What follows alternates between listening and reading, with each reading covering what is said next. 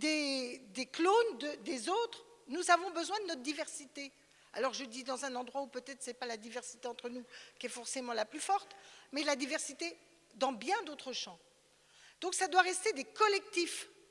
Et comme le disait très justement Guillaume, ce n'est pas qu'une crise des élites politiques, ce que je pense depuis longtemps dans la République par ailleurs. La Ve République a constitué une forme d'élite particulière. Mais c'est aussi une crise du collectif, de croire que la délibération ensemble, le débat ensemble, permet d'avancer plus loin, plus vite qu'en ayant choisi de suivre un tel ou un tel. Deuxièmement, sur le bilan de tout ce qui ne va pas, alors là, je veux dire, on ne va pas avoir de mal. Hein. La question maintenant, c'est sur quoi on peut se mettre en mouvement. Pas simplement pour attendre une modification, c'est qu'est-ce qu'on peut faire. Et là, la première des choses, c'est que les Français ne croient pas qu'il y ait une autre politique possible à gauche parce qu'elle ne serait pas réaliste. Et par ailleurs, qu'ils pensent qu'on n'a pas les forces politiques pour le faire, que maintenant que Hollande est cramé, eh ben c'est fini, que ça va jusqu'à 2017. C'est ça qui est quand même dans la tête de la plupart. Donc notre première responsabilité, c'est de montrer qu'il y a un programme de gouvernement, alors quand je dis programme, ce n'est pas de A jusqu'à Z, des piliers de changement, des réorientations qui peuvent fédérer la gauche, qui sont réalistes et qui peuvent ouvrir une voie nouvelle. Et ça, il faut qu'on en discute vite. Et ce n'est pas que de la réorientation budgétaire. C'est est-ce qu'on se bat pour qu'il y ait de la proportionnelle? Est-ce qu'on se bat pour que, sur la question européenne, là, il n'y a même pas que du programmatique. Qu'est-ce qu'on fait avec ce qui se passe dans le rapport de force en Europe entre la France et Merkel? Alors, on peut avoir plusieurs stratégies. Bien sûr, on va soutenir le président qui va essayer de faire un bras de fer avec Mme Merkel. Très bien. Youpi! Sauf que personne n'y croit. Voilà. Et donc, la question centrale, c'est qu'est-ce que nous, on demande à la France de faire? Qu'est-ce qu'on ferait si nous, on était au pouvoir à la place de Hollande? Eh bien, on a eu ce débat au moment de la Convention Europe. Je reste convaincue, mais alors bon, il faut en débattre, peut-être que ce n'est pas ça qui nous fédérera. Mais vous voyez qu'il y a des sujets qu'on ne peut pas éluder. C'est parce qu'aujourd'hui, personne n'a des doutes sur quelle Europe il faut. Hein, on a des textes autant qu'un évêque peut en bénir. La question centrale, c'est comment on fait pour arriver à un rapport de force. Et moi, je le dis tout net, si la France ne dit pas qu'unilatéralement, elle met un moratoire sur le pacte de stabilité, et si elle ne propose pas une feuille de route à ses partenaires pour évidemment baisser les dépenses publiques à terme, mais par quel chemin? C'est justement aujourd'hui par un chemin de relance. Eh bien, je me dis que si on n'est pas capable de dire ça ensemble, et en tout cas d'essayer d'en débattre sérieusement, la crédibilité de tout ce qu'on va dire va être faible. Tout ça pour conclure que c'est d'abord aujourd'hui la construction commune dans un collectif de réponses immédiates pour certains sujets, à moyen terme pour ce qui est du programmatique, qui est fondamental. Et le deuxième sujet, c'est sommes-nous tous d'accord de faire de la question de l'unité des forces de gauche et écologistes le cap stratégique fondamental de la période. Parce que ça, vous comprenez, c'est pas facile avec nos camarades qui disent « ouais, les Verts, ils sont chiants pour les cantonales, et gna gna, et les communistes, ils représentent plus rien, et machin ». Vous l'entendez dans le parti, ça, hein, et comme on l'a entendu en d'autres périodes.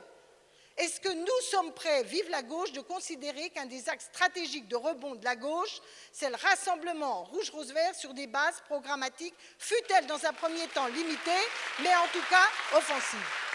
Ça, voilà, c'est des choses qu'il faut qu'on mette noir sur blanc, ensemble, et il faut que les collectifs que nous faisons, si on n'est pas d'accord là-dessus, on peut continuer chacun à prendre notre stratégie, ça ne nous empêchera pas. Et en attendant le prochain congrès, de voir comment la configuration, on va préparer une configuration pour changer la direction du parti. Ça, c'est clair. Mais il me semble que nous devons, aux Français, comme aux militants socialistes, une certaine clarté politique. Et donc, il y a ce qui nous rassemble, il y a ce qui ne pourra peut-être pas nous rassembler, il y a en tout cas un objectif commun qui est de réorienter la politique du gouvernement, de changer la direction du Parti socialiste. Ça, il faut qu'aucune des actions des uns et des autres n'aille pas dans cette direction-là. Après, eh ben, les collectifs, on va voir jusqu'où on peut aller ensemble, et il faut y aller large, parce que si on se restreint trop, on aura le sentiment de reconstituer l'aile gauche. Ça ne m'a jamais traumatisé, je pense que l'aile gauche est nécessaire, mais pour être franche, je pense que l'ampleur de la situation, et d'ailleurs j'ai assez confiance pour que le nouveau centre du parti soit un parti réellement à gauche. Et ça, c'est là-dessus que je vais terminer. Je me sens, avec d'autres, comptable d'une certaine histoire de l'aile gauche du PS. Moi, je considère qu'on n'est pas le bagage accompagné d'un centre qui serait responsable. On est en train de faire un brassage politique où la gauche du parti retrouve toute sa place, parce que la gauche du parti, c'est le centre de la gauche du pays. Donc, de mon point de vue, je le dis, ce n'est pas pour prétendre à une direction, c'est que culturellement, les uns et les autres, on doit changer de matrice politique. C'est-à-dire, on n'est pas en train de demander d'une réorientation pour donner un petit peu plus à gauche, c'est est-ce qu'on est d'accord pour rediscuter de où est le changement nécessaire pour ce pays. Et mon intime conviction est qu'il est beaucoup plus à gauche que ce que, pendant des années, toute une série de nos leaders à la direction du parti ont dit. Merci, Marie-Noëlle. Fanélie, Carré-Comte. Pour continuer un petit peu sur l'orientation, la tournure qu'a pris le débat, j'ai quand même l'impression, à vous entendre les uns et les autres, qu'en fait vous êtes tous un peu orphelins du projet socialiste que vous avez voté en 2011. Est-ce que c'est au final celui-là qui est déjà écrit et qu'il conviendrait de remettre en branle, ou est-ce que ça doit aller au-delà? Est-ce que ça doit dépasser d'autres mots qu'on a beaucoup entendus autour des débats de Vive la gauche et des contestataires? On a entendu la revanche de la deuxième gauche sur la première gauche, social-démocrate, social-libérale. Est-ce que tout ça, ça a encore un sens? Synthèse jospinienne même, enfin, ou oubli de la synthèse jospinienne. Est-ce que tout ça a encore un sens? Est-ce qu'il n'est pas temps plutôt de mettre un grand coup de balai pour tout reconstruire autre chose, vu la destinée qu'a eu ces derniers travaux lors des 10 dernières années jusqu'à ces 2 années au pouvoir? Alors, je vais répondre à ça. Je fais d'abord peut-être juste un détour pour compléter sur la question du rassemblement de la gauche qui vient d'être évoquée à plusieurs reprises. Pour dire que je voudrais quand même rappeler que sur cette question du rassemblement de la gauche, on ne part pas de rien dans les derniers mois et années qui viennent, mais en particulier les derniers mois, parce que je voudrais quand même rappeler qu'il y a des choses qui se sont faites naturellement, intuitivement, j'ai envie de dire, notamment au moment des débats que nous avons eus lors des débats budgétaires, loi de finances rectificative, loi de financement rectificative de la Sécu, tout simplement, puisque aujourd'hui, la ligne politique sur laquelle peut se faire le rassemblement de la gauche, ce n'est malheureusement plus la ligne défendue par le gouvernement, et d'ailleurs on l'a bien vu sur le vote de confiance, Christian Paul l'a rappelé tout à l'heure, mais c'est la ligne qui était notamment portée par nous, parlementaires de Vive la gauche, autour d'un certain nombre d'amendements sur lesquels nous nous sommes retrouvés, encore une fois, naturellement, avec nos camarades communistes écologistes, avec un certain nombre de votes communs, parce que c'était cette orientation-là qui était le centre de gravité de ce que nous pouvions porter ensemble. Donc voilà, je voudrais le rappeler pour dire qu'on ne part pas complètement de rien là-dessus. On ne parle pas de rien non plus, parce qu'il y a quand même un certain nombre d'initiatives, il y en aura encore une demain matin, mais je crois que depuis les mois qui viennent de s'écouler, entre La Rochelle et les différentes initiatives, Christian rappelait aussi ce qui s'est passé à la Bellevilloise, ce qui va se passer ce week-end, bon, les initiatives de discussion et la volonté affichée de reconstruire des choses ensemble, parce que nous sommes, je crois, tous convaincus que le rassemblement de la gauche est une condition indispensable pour la réussite collective de ce que nous portons. Ces initiatives-là, elles sont en route et elles doivent continuer à monter en puissance. Et ça va me permettre de faire le lien avec la question qui est posée, elles doivent effectivement se faire sur le fond et elles doivent se faire dans la construction et l'approfondissement d'un certain nombre d'orientations politiques.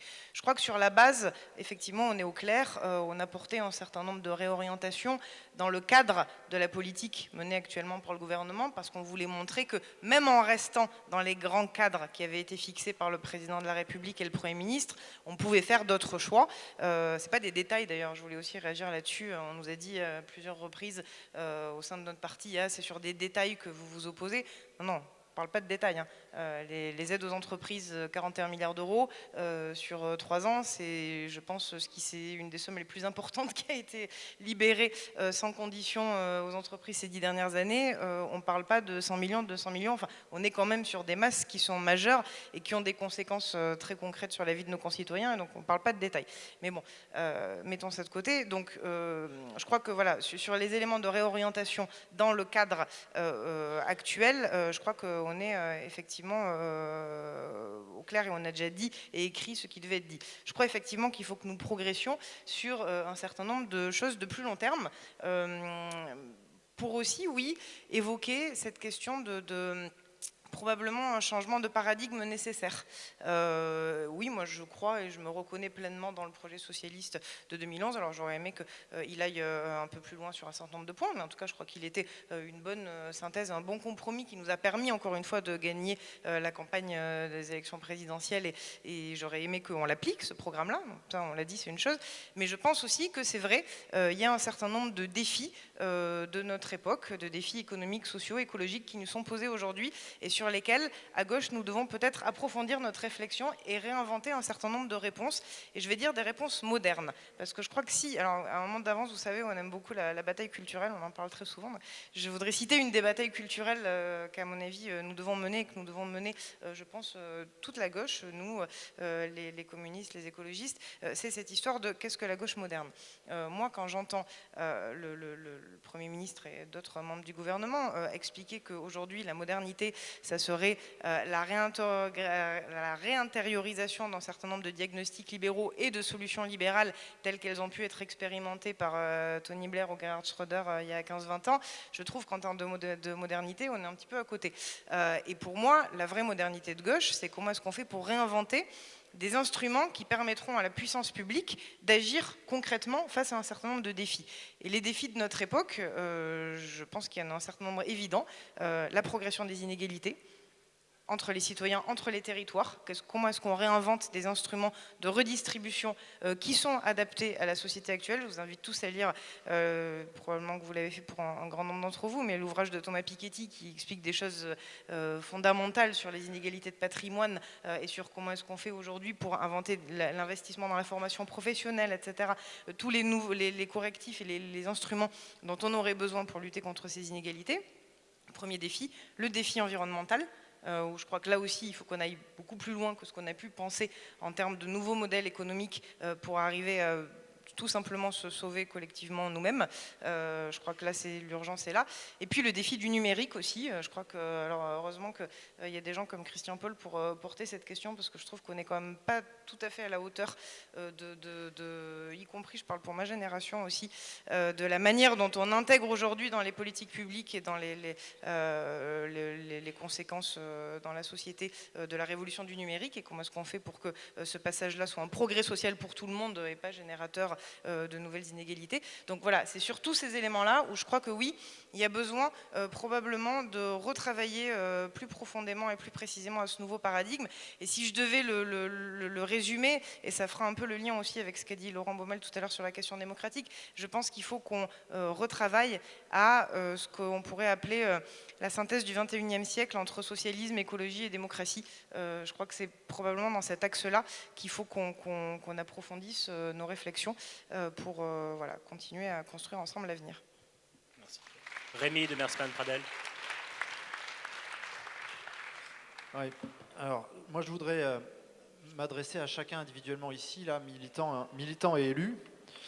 J'ai dit tout à l'heure qu'il fallait maintenant qu'on descende la démarche Vive la gauche dans les fédérations et au-delà, même au-delà du Parti socialiste, en tout cas sur le terrain. Alors, moi, je le fais à Toulouse avec quelques camarades. On a rapproché toute personne de sensibilité de gauche qui a envie de transformer la société et on travaille ensemble. Ça peut se faire à plein d'endroits. Et ce que j'ai constaté depuis 2 ans, ayant rejoint une motion minoritaire, c'est que, évidemment, on fait l'objet d'attaques, même dans le parti, par les gens qui n'ont surtout pas envie que ça change. Et c'est ça que je voudrais dire à chacun. C'est-à-dire que là, maintenant, c'est le moment d'y aller, au sens où il y a des enjeux électoraux à venir, des cantonales, des régionales, un congrès en interne, autant d'occasions pour avoir et subir des influences de ceux qui ont juste envie, à un moment ou à un autre, d'une place d'élu. Et là, on a un défi individuel, et chacun ici, et chacun de ceux, vous pourrez toucher un défi individuel, parce que c'est très clair. À partir du moment où il y a des postes à pourvoir, il y a des stratégies individualistes qui apparaissent. Moi, je vous appelle à la vigilance. Vive la gauche, il est temps, je l'ai dit tout à l'heure, que ça quitte le Parlement. Il est temps que ça infuse partout. Il y a déjà des collectifs qui ont commencé. Mais pour que ces collectifs puissent fonctionner, il faut que les gens qui sont au sein du Parti socialiste et le courage à un moment de se dire oui, peut-être, je vais me faire tacler par le premier fédéral, par ses sbires, par les sbires de quelqu'un qui veut un poste au conseil général, eh ben, je vais y aller quand même. Peut-être que sur cette occasion-là, j'aurai pas telle investiture ou le copain n'aura pas d'investiture parce qu'on aura eu le courage d'y aller. Mais si on n'y va pas maintenant, si maintenant on ne va pas, nous, militants, individuellement, sur ce courage-là, de se mobiliser, eux, ils ne vont pas gagner l'élection cantonale. Parce que les électeurs, ils en ont marre, clairement. Ça va démontrer tout simplement qu'on se couche face à des intérêts particuliers. C'est le Front National qui va continuer à gagner. Il faut être très très clair. À long terme, c'est ce qui se passe déjà et c'est ce qui va continuer à se passer. Donc moi, je voulais juste dire à chacun, mobilisez-vous, comme dirait la vieille référence, luttez contre les tentations de ceux qui voudraient diminuer votre vigueur parce qu'ils briguent un poste. Ils vont perdre et nous allons tous perdre si on laisse perdre la vigueur de Vive la gauche. Je voulais juste dire ça. Philippe Noguès. Toujours sur le même thème, mais c'est vrai, moi, j'écoute tout le monde. Sur le terrain, dans ma circonscription, dans mon département, ce que je vois, c'est, ou même au-delà de la gauche, c'est un désarroi, mais un désarroi profond de l'ensemble de la société. On en est là aujourd'hui. C'est plus seulement la gauche qui a un problème, c'est l'ensemble de la classe politique d'une part, mais l'ensemble du pays. Je veux dire, je reçois moi des petits patrons de PME qui sont catastrophés, qui sont désemparés parce que la politique du gouvernement les entraîne, eux, à licencier sans doute, et on va avoir des licenciements dans les mois à venir parce que tout simplement, les investissements publics ne suivent plus, la consommation est à la baisse régulièrement, et donc ces petits patrons de PME qui sont des gens qui ne gagnent pas beaucoup d'argent, je peux vous dire qu'ils sont désemparés et ça leur fait mal aussi de licencier des gens. Eh ben, ils vont être obligés de le faire dans les mois à venir aussi. Et donc ça va accentuer le chômage en France. Alors, j'ai reçu hier des représentants d'organisations syndicales. C'est eux qui sont venus me voir pour me dire il faut à tout prix qu'on se rencontre, qu'on discute au niveau du département. Alors c'est mon département, mais je pense que ça peut se faire aussi à d'autres niveaux. Voilà, parce qu'eux-mêmes sont désemparés, parce qu'ils disent on n'arrive plus à faire bouger les choses dans les entreprises, on n'a plus le poids nécessaire. Donc il faut vraiment qu'on bouge. Et puis, on a parlé du FN, mais il y a aussi un populisme qui s'installe, et moi je suis bien placé en Bretagne pour vous en parler. Vous avez tous entendu parler des bonnets rouges, c'est quand même... et tout ça, c'est attisé par un autre patronat. En Bretagne, il y a un institut qui s'appelle l'Institut de Locarne, qui a été mis en place par des patrons libéraux. Je vois Anne Troalin, ma suppléante, dans la salle qui rigole. Mais voilà, ça a été mis en place par des patrons libéraux il y a 20 ans. Et ça a été soutenu aussi bien par les présidents de région de droite comme de gauche. Il y en a un qui est ministre. Jean-Yves Le Drian, voilà. grand Donc, il y en a un qui est admirateur ministre de l'Institut aujourd'hui. C'est ce que, voilà. En passant. Donc, il les a soutenus, le représentant de cet institut, le disait dans la presse il y a encore quelques jours. Donc ça veut dire qu'effectivement, ce désarroi, il faut y répondre. Et donc, Vive la gauche ne peut pas se cantonner uniquement à l'Assemblée nationale, et même c'est pas suffisant aux militants du Parti socialiste. On doit l'élargir, bien sûr, largement aux sympathisants, qui sont demandeurs en plus, qui sont demandeurs et demandeuses, de nous rejoindre. Et puis, bien évidemment, et Marie-Noëlle a raison, il faut aussi qu'on ait des contacts avec les autres organisations politiques qui sont demandeuses aussi, de toute façon, c'est clair. Et puis, alors bien sûr, les syndicats, c'est compliqué parce qu'il ne faut pas qu'il y ait de relations politiques, syndicats, mais quand ils viennent vous voir pour nous dire on est désemparés, il faut qu'on fasse des choses ensemble et qu'on essaye de bâtir quelque chose, eh ben, il faut quand même que là, on prenne conscience des réalités et puis que vraiment, Vive la gauche, on l'installe vraiment à fond dans les territoires. Guillaume Balas, je vais encore poser une petite question de journaliste, histoire que vous disiez du mal de notre corporation. Je voudrais savoir pourquoi, enfin c'est une question vraiment que je pose à vous tous, parce que c'est une question qui, maintenant ça fait 7 ans que je suis les divers partis de gauche, pourquoi il y a à chaque fois une telle ritualisation de l'union de la gauche qui est forcément un combat et qui est forcément difficile et qui passe d'abord par des rencontres entre sous-chapelles, puis entre plusieurs sous-chapelles, puis après entre 2 courants, puis après entre 3 courants, puis après avec un autre parti, puis après des représentants de différents partis, pour au final une plateforme qui, vous l'avez tous dit, et je l'entends quasiment depuis 7 ans, une plateforme qui est quand même, journalistes comme hommes politiques peuvent l'écrire à peu près en 10 minutes.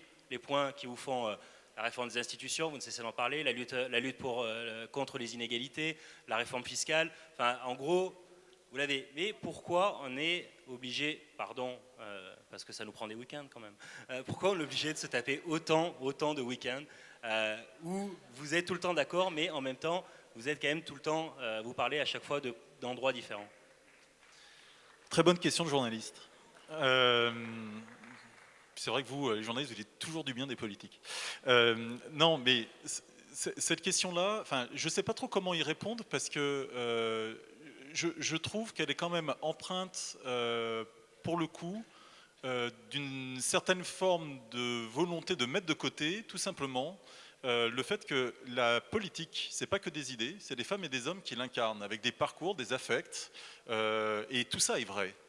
Et c'est pour ça que je suis d'accord et pas d'accord avec Marie-Noëlle. C'est-à-dire que je suis d'accord avec elle sur le fait que si on ne respecte pas les identités de chacun, les combats de chacun, ce qu'ils ont porté, ce qu'ils portent, et qu'on veut accélérer de manière artificielle les rythmes, même si sur le fond, et j'y reviendrai, je suis assez d'accord avec ce que vous venez de dire sur la question des convergences fondamentales, eh bien, si on ne respecte pas ces rythmes-là, alors, au bout, il n'y aura pas. Ça, j'en suis absolument convaincu. On fait justement, peut-être depuis encore plus que 7 ans, de la vie politique à gauche, pour savoir que même si parfois, l'aspect programmatique est le plus facile, il peut même y avoir des accords sur la stratégie, eh bien, faire l'impasse sur ce qu'a été l'histoire, les femmes et les hommes, est une erreur profonde. C'est aussi tout cela de la psychologie et de l'affect, et c'est une réalité politique. C'est-à-dire que ce n'est pas quelque chose, si on le néglige, j'allais dire, par superbe, en disant mais quand même on est au-dessus de ça, franchement, on ne fait pas de la politique, on n'est pas au cœur de ce qu'est l'être humain. Mais il faut quand même de la volonté. Il faut quand même de la volonté. Et donc il faut de la clarté sur l'objectif. Et donc la clarté sur l'objectif, ça doit être de dire qu'aujourd'hui, les chapelles, les sous-chapelles, etc., doivent discuter entre elles, pour voir comment, au plus vite, elles sont en capacité d'agir en commun. Donc il faut définir le commun. Le commun, c'est est-ce que sur des éléments stratégiques, est-ce que sur des éléments d'orientation, nous sommes en accord. Et là, je viens à un élément qui m'apparaît, moi, central. Et je reviens au programme de 2011 du Parti socialiste. La réalité, en gros, et si on ne fait pas dans le détail, c'est le programme de 2011 du Parti socialiste, c'est le programme aujourd'hui que par bien des aspects, tout le monde réclame devant le désastre qui est celui de la politique macroéconomique aujourd'hui menée en Europe. C'est frappant de voir que même des gens qui ont été des férus de l'austérité, qui ne l'abandonnent pas entièrement, comme Mario Draghi, le président de la Banque centrale européenne, dit une chose très simple. Il dit, moi je veux bien émettre des liquidités sur les marchés, si je n'ai pas des projets d'investissement pour que ces liquidités puissent être utiles, de fait, ce que je fais est inutile. On le voit avec les leçons que nous donnent un certain nombre d'économistes de gauche américains, je pense à Stiglitz et son dernier article, et ça correspond tout ça à quelque chose qui était au centre de ce qu'on disait en 2011. Mais la vraie question, c'est que là-dessus, on converge. Je pense même que ce qu'ont fait les frondeurs à l'Assemblée nationale et les propositions qu'ils faisaient, notamment d'une politique d'offres qui ne s'arrête pas à une politique d'offres et aussi qui était une politique d'offres ciblée, rentraient dans le programme de 2011. Mais la vérité maintenant, elle est de savoir si on doit s'arrêter là. Et moi, je rejoins ce que disait Fanelli tout à l'heure.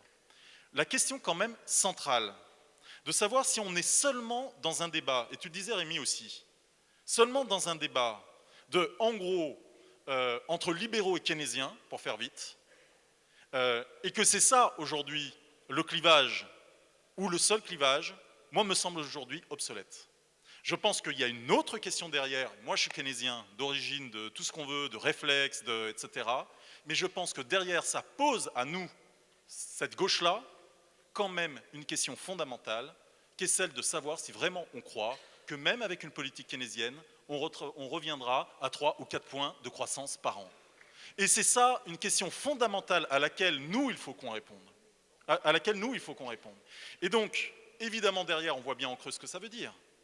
Que la question majeure de la transition je ne vais pas dire écologique, d'un nouveau modèle de développement n'est pas une question utopique, c'est une question absolument concrète. Et moi, je crois que si on doit faire des convergences à minima entre nous sur, j'allais dire, le premier modèle, au moins se mettre d'accord, j'allais dire, sur les éléments issus de 2011, c'est très bien. Mais si on pouvait faire un pas supplémentaire, ça permettrait de tendre la main à l'extérieur du Parti socialiste, à toute la gauche, et notamment à Europe Écologie Les Verts. Laurent Baumel, vous voulez ajouter? Oui, là, on a, à travers ces différentes interventions, je pense, on avance là, dans le débat, et on a des thèses ou finalement des points de vue qui sont très, très intéressants. Je pense notamment à ce qu'a dit Marie-Noëlle tout à l'heure. Bon, moi, je pense que le fond commun idéologique et programmatique n'est pas si difficile que ça à établir. D'une certaine manière, je vous rejoins là-dessus. C'est pas forcément d'ailleurs le programme de 2011, on ne va pas fétichiser des programmes, mais il y a eu en amont de 2011 tout un trajet collectif dans le Parti socialiste. On fait comme si tout ça venait de naître, mais pas du tout. Je veux dire, on a déjà exercé le pouvoir, on a déjà été traversé par des crises au lendemain du deuxième septennat de François Mitterrand. On est revenu au pouvoir sous Lionel Jospin. Il y a eu 2002, le NPS. Et on a eu des débats quand même dans le Parti socialiste. Et au fil des décennies, on a construit une synthèse idéologique, politique, à laquelle tout le monde n'a pas participé de la même manière. Chacun y a amené ses spécificités ou a pu faire des choix à un moment donné différents, mais quand même, il y a quelque chose de l'ordre de l'identité collective qui s'est construit. Et en gros, si je voulais résumer, le Parti socialiste aujourd'hui, très largement, c'est un parti qui accepte le cadre général de l'économie de marché, mais qui considère que l'économie de marché doit être, je l'ai dit tout à l'heure, régulée, qu'il faut de la redistribution, qu'il faut continuer à mettre la lutte contre les inégalités au cœur du projet socialiste, qu'il faut continuer à lutter contre la marchandisation du travail humain, que l'État-providence, l'État social, les protections sociales sont les motifs pour lesquels nous existons, disait tout à l'heure Guillaume Hallas. Donc il y a une synthèse politique et idéologique qui existe. Et moi je crois qu'aujourd'hui, ce n'est pas cette synthèse qui est en cause. Si on demandait aux parlementaires, aux militants, de se prononcer librement sur ce qu'ils veulent, ces thèses ou ces synthèses seraient ultra majoritaires au Parlement comme dans le parti. Le problème, c'est, je le répète, le fait que nous sommes pris dans une logique disciplinaire, à la fois institutionnelle, le régime de la 5e, et partisane, Christian Paul le rappelait, le chantage à l'unité, qui fait qu'une poignée d'hommes, de femmes, parce qu'ils ont atteint le sommet de la pyramide hiérarchique, peuvent percuter cette orientation, la déplacer, peuvent se décentrer et créer une mécanique politique où ils entraînent le groupe parlementaire et le parti. C'est ça notre problème. Bon. Et donc comment on redonne à la ligne idéologique, programmatique, qui en vérité est majoritaire dans le Parti socialiste, qui est la ligne de fidélité à toute cette histoire politique qui est la nôtre, comment on la rend majoritaire. Et là, je ne vais pas être trop long, mais Marie-Noëlle Lienemann pose une question qui est fondamentale. Moi, ce que je voudrais dire, c'est que je crois en effet, je suis assez d'accord avec ça, sur le fait qu'il faut fédérer les blocs, les groupes, les sensibilités qui constituent, par leur histoire, des éléments majeurs de résistance et de retour à cette ligne de gauche réaliste. Ça, c'est vrai. Donc, ceux qu'on a appelés les courants de gauche du Parti socialiste, ceux ou celles qui se sont regroupés autour des gens qui ont été candidats à la primaire socialiste en 2011 sur une autre ligne que celle du Premier ministre actuel, tout ça est vrai. Mais on ne deviendra pas majoritaire si on n'arrive pas aussi à s'adresser, et là je te rejoins, à celles et ceux qui n'ont pas comme cohérence politique depuis 10, 15 ou 20 ans d'être l'aile gauche du Parti socialiste. Et ça, c'est un point auquel je nous invite collectivement à bien réfléchir. C'est-à-dire comment peut-on rétablir les choses, comment peut-on faire en sorte que cette synthèse, cet ancrage à gauche réaliste redevienne la ligne politique du Parti socialiste, sans que le coup d'entrée pour celles et ceux qui auraient envie d'être sur cette ligne soit d'accepter nationalement ou dans leur département d'être considérés comme l'aile gauche du Parti socialiste. Si nous nous enfermons dans cette définition politique, nous aurons beaucoup de mal. Et je pense que c'est une des questions, je rentre dans le débat, hein, c'est une des questions auxquelles nous devrons répondre. Ça demande de la finesse, ça demande de l'élaboration collective, ça demande de trouver les formules politiques qu'il faut, ça demande de la souplesse au niveau national et sur le terrain. Je pense que c'est une des conditions majeures de la réussite de Vive la Gauche dans les semaines et les mois qui viennent. Christian Paul, Fanelli, Marie-Noël. Oui, je partage beaucoup de ce qui a été dit, mais en réponse à votre interpellation, j'ai envie de vous sauver quelques week-ends de plus dans les années qui viennent et peut-être faire en sorte que tous les militants qui sont ici n'aient pas le sentiment, comme vous l'avez bien décrit, de revivre pendant des mois et des années une sorte de périodique retour des mêmes débats avec un parti socialiste fragmenté et une gauche émiettée.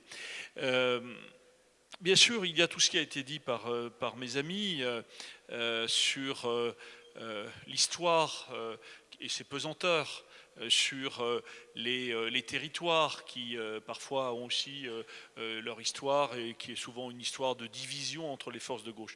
Tout ça existe et ça serait naïf de l'oublier. Mais je pense que nous ne sommes pas dans un moment ordinaire de la vie de la gauche. Nous ne sommes pas dans un moment de déception ordinaire. Il y en a eu d'autres. 1992, 93 étaient des moments difficiles. Après le 21 avril 2002, il y a eu des moments aussi de sursaut collectif. Beaucoup ici ont participé à la création et à la vie de NPS. Mais c'était des moments douloureux et en même temps des moments de réaction collective. Je pense que nous sommes dans un moment qui atteint une gravité particulière. Et que si la gauche tout entière, et là en le disant, je vais au-delà de Vive la Gauche, je vais au-delà des limites du Parti Socialiste, si la gauche tout entière n'est pas à la hauteur de ce moment-là, d'abord le suffrage universel, il mettra bon ordre très vite. Et probablement dès 2015, et encore plus en 2017. Et donc nous sommes à un moment qui ressemble plutôt à d'autres moments que la gauche a connus, peut-être vers la fin de la 4e République. Des moments où c'est l'existence même des formes partisanes d'aujourd'hui qui est en cause. Non pas l'existence de la gauche.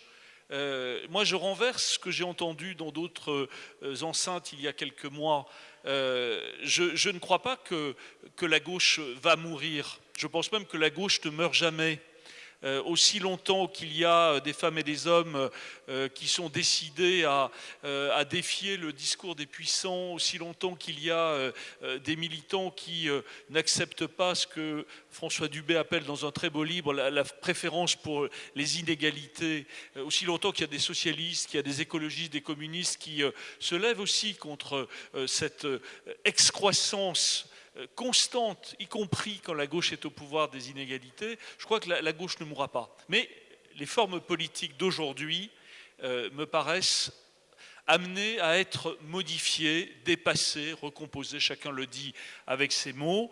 Donc j'ai envie de dire à Stéphane Aliès que nous n'avons pas envie d'aborder les temps qui viennent avec le logiciel des 15 ou 20 dernières années, quand on parle de la gauche. Je pense qu'on peut aller plus loin. Alors c'est vrai qu'aujourd'hui, on peut paraître timide quand on dit au président de la République excusez du peu, on voudrait un contrat de majorité. Ben, ça serait déjà bien si on avait un contrat de majorité pour la deuxième partie du quinquennat qui ramène en force les engagements de 2012. Ça serait pas mal, mais ça suffira pas. Et donc, j'aime beaucoup cette... Surtout, il risque de ne pas vous écouter. D'abord, oui, mais je pense que nous sommes de plus en plus nombreux à vouloir le lui dire. Beaucoup se sont exprimés depuis la fin du mois d'août. D'autres s'exprimeront, je pense, dans les semaines qui viennent. Je pense qu'il y a une convergence des militants, des responsables de la gauche et du Parti socialiste pour dire qu'il faut changer de politique. En tout cas, il faut un nouveau contrat de majorité pour terminer dans l'honneur, tout simplement, je ne dis pas gagner en 2017. J'aimerais pouvoir le dire, peut-être je pourrais le dire à nouveau avec vous dans quelques mois, mais j'aimerais tout simplement qu'on puisse terminer dans l'honneur, dans la fierté collective, cette expérience de la gauche au pouvoir. Et donc pour ça, il faut un nouveau contrat de majorité. Mais ça ne suffira pas. parce que les défis que chacun a rappelés, qu'ils soient européens ou à l'intérieur de nos frontières, sont tels que ça demande des réponses politiques nouvelles, des formes partisanes nouvelles, un nouvel âge démocratique certainement aussi. Et c'est à ça qu'il faut s'atteler. Et là, ça dépasse un peu la routine du pouvoir, le rituel des organisations politiques de la gauche. Là, il y a un sacré défi aussi. C'est un défi politique, pas seulement un défi d'imagination sur la manière dont on doit traiter les grandes régulations, la politique budgétaire, etc. C'est un défi politique et démocratique essentiel. Et moi, je le dis, je suis prêt vraiment, et j'espère qu'on est nombreux, je pense qu'on est tous ici à cette tribune, disponibles pour engager ce travail. Voilà. Tout ça, histoire de vous épargner quelques week-ends de contemplation de la gauche en miettes. Je pense que la gauche n'est pas en miettes d'ailleurs, elle est vibrante, elle est présente, mais c'est vrai qu'aujourd'hui, elle est dans une situation d'impuissance. Vous voyez, le gouvernement est un peu comme le lapin dans les phares de la voiture, et la gauche, elle doit se réarmer collectivement.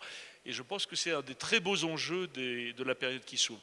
Voilà, c'est dans ces moments, c'est peut-être parce que nous sommes dans un moment d'épreuve politique d'une gravité sans précédent que des citoyens sont prêts à faire bouger les lignes, en tout cas à faire bouger les lignes des partis politiques. Merci. Fanélie Carré-Comte et après Marie-Noëlle Lienemann. Oui, rapidement, moi je voulais réagir à ce qu'a dit Laurent Baumel à la fin de son intervention pour dire qu'effectivement, moi j'étais attentive au fait qu'un certain nombre de camarades qui n'ont pas forcément cette histoire de la gauche du parti puissent se retrouver à l'aise dans le rassemblement qui est le nôtre et ce que nous allons faire. Et ça m'a fait penser à une des choses qu'a dites notre collègue Pierre-Alain Muet dans une des interviews qu'il a données récemment, où il disait moi j'ai jamais voulu me retrouver à l'aile gauche du parti, mais le parti s'est tellement décalé aujourd'hui sur sa droite, ou en tout cas les gens qui le représentent au gouvernement, que je m'y retrouve de fait. Et je trouve que ça décrit bien la situation que vivent un certain nombre de camarades, et je pense qu'il faut qu'on soit effectivement attentif à ce que ceux qui font ce même cheminement ou qui ressentent ces choses-là se retrouvent pleinement dans ce que nous faisons. La deuxième chose que je voulais dire, c'était réagir à la question sur cette espèce de métaphore de Sisyphe de la gauche rassemblée qui, avec son rocher, gravirait une montagne tous les week-ends et devrait la regravir le week-end d'après. Moi, je ne vis pas exactement les choses comme ça. D'abord parce que l'histoire, elle n'est pas linéaire et qu'il y a des réunions ou des week-ends qui ont été plus productifs que d'autres. Il ne faut pas oublier qu'on n'a pas toujours été dans la situation dans laquelle nous nous trouvons au niveau de la gauche au pouvoir. En 97, on avait un gouvernement de gauche pluriel, avec toute la gauche représentée. On a l'impression que c'était il y a 10 000 ans, mais c'était pas si il y a 10 000 ans que ça. Et donc il n'y a pas de fatalité et les choses vont et viennent de ce point de vue-là. Et puis surtout, je pense qu'il ne faut pas sous-estimer les bougées et les évolutions qui ont lieu au sein de la pensée de gauche ces dernières années et qui naissent justement de ce type de rassemblement et de discussion que nous avons. Et je vais revenir sur une des questions centrales, qui est la question écologique, mais je pense qu'il faut bien se rendre compte que la manière dont les uns et les autres nous intégrons cette question écologique a vraiment évolué ces dernières années. Au sein du PS et au sein de la gauche du parti, je crois qu'il faut le dire aussi, je crois qu'on est un certain nombre à avoir évolué sur la nécessité de la prise en compte de cette question écologique, mais chez les écologistes aussi, quand vous entendez aujourd'hui les débats qui peuvent être posés sur la nécessité d'allier la question sociale et la question écologique, de ne jamais dissocier les deux, je trouve que c'est des choses qu'on entend beaucoup plus que hier au sein des écologistes.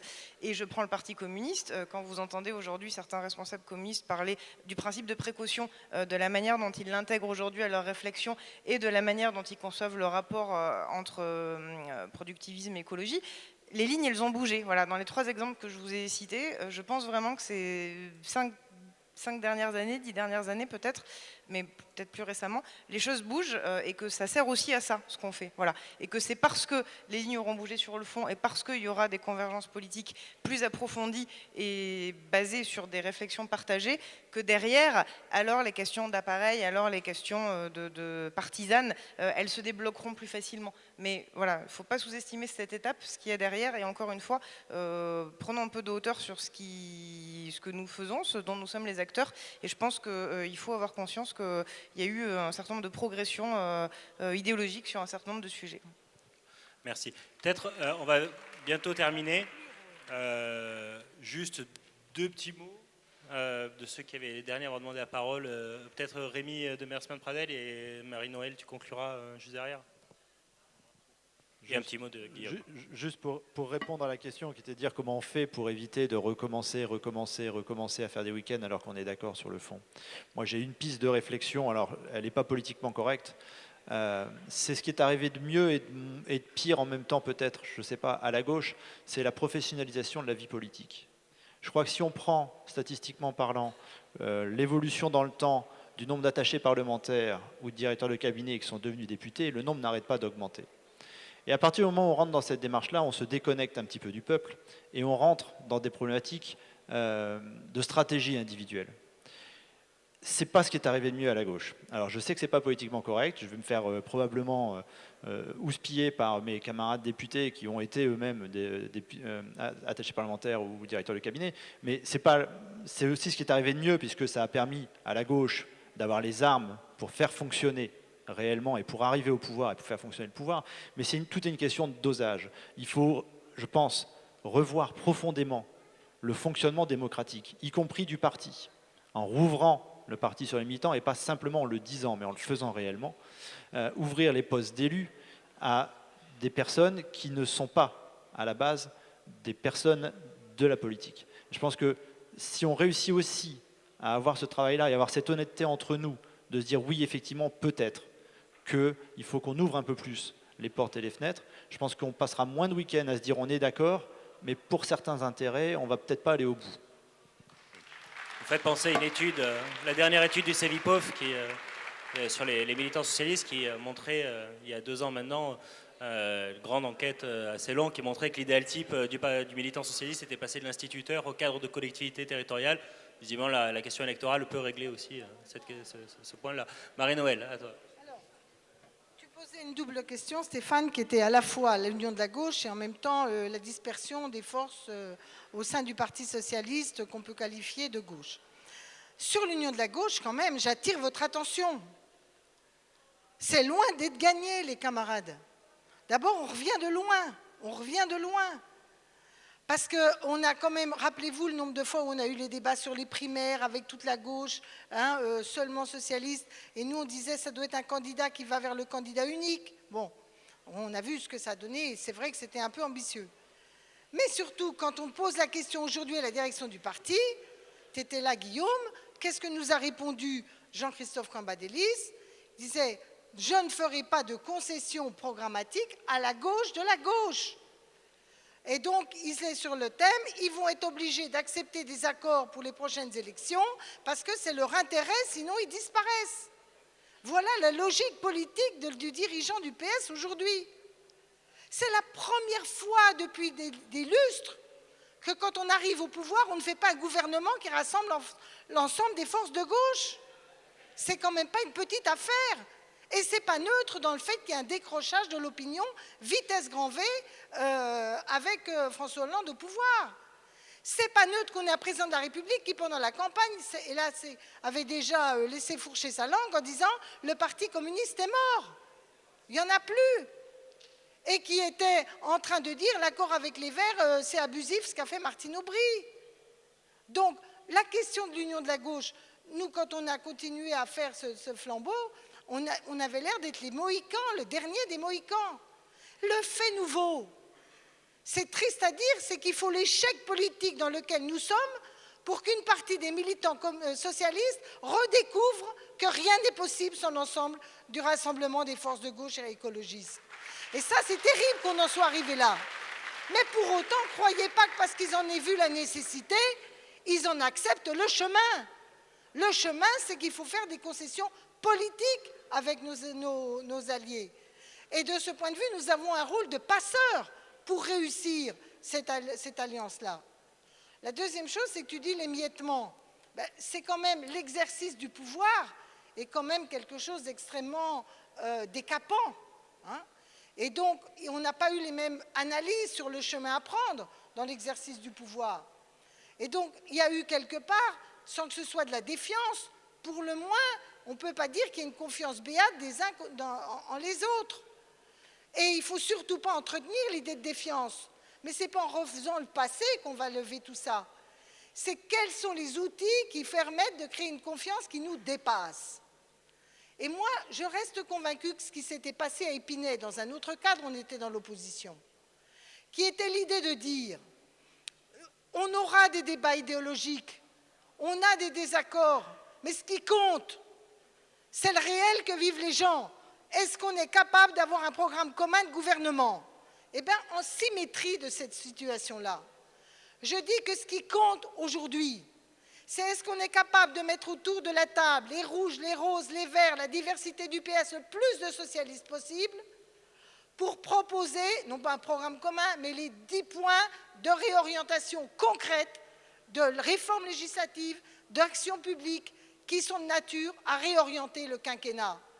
Et est-ce qu'on est capable de le construire, d'abord ensemble et avec nos partenaires de gauche, pour pouvoir peser dans la conscience collective des Français qu'il y a une autre voie que celle du FN, celle des libéraux, ou la soi-disant, il n'y a pas d'autre politique de François Hollande, de Manuel Valls. Et ça, il faut le faire vite. Et ça, pourquoi ça n'a pas marché? C'est qu'on se paye de mots. Les 3/4 du temps, alors ça, Hollande, c'est le roi du mot. On l'a vécu à tous les congrès. Je te mets une petite formule dans le programme.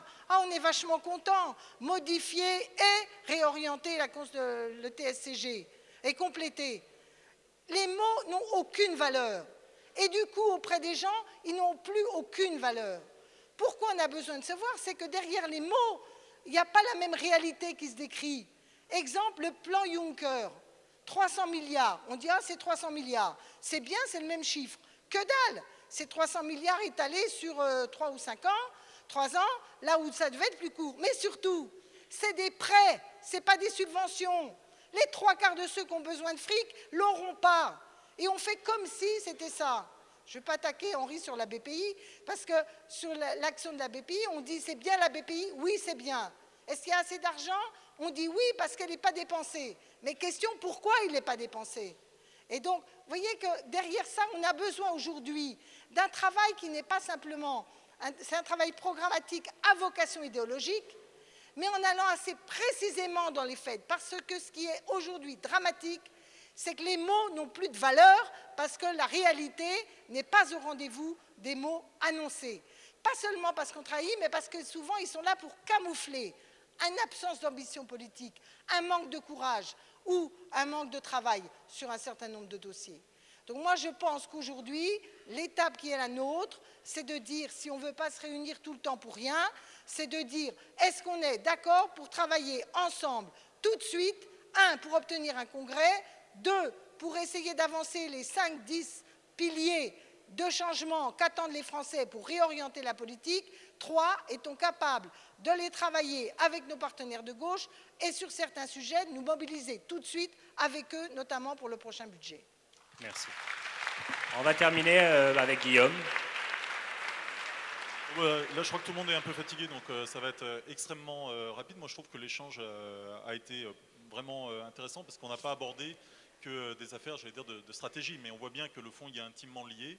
Et ce que dit Marie-Noëlle sur la vérité, c'est-à-dire le fait à un moment de dire les choses vraies et non pas de jouer sur les mots de manière constante. C'est-à-dire de sortir, y compris pour nous d'ailleurs, de cette logique de marqueur, pour que ça soit des politiques véritables. Ça, c'est un élément, je crois, qui est en effet très important. On n'est plus dans le symbolique, là maintenant on est dans le réel. Et c'est pour ça que nous-mêmes dans Vive la gauche, il faudra faire en sorte une chose qui, je crois, est extrêmement importante, c'est tout simplement que ça ne soit pas symbolique, mais que ça soit réel. Merci à tous. Et puis, je crois que c'est l'heure de l'apéro. Et vive la gauche pour l'apéro, en tout cas.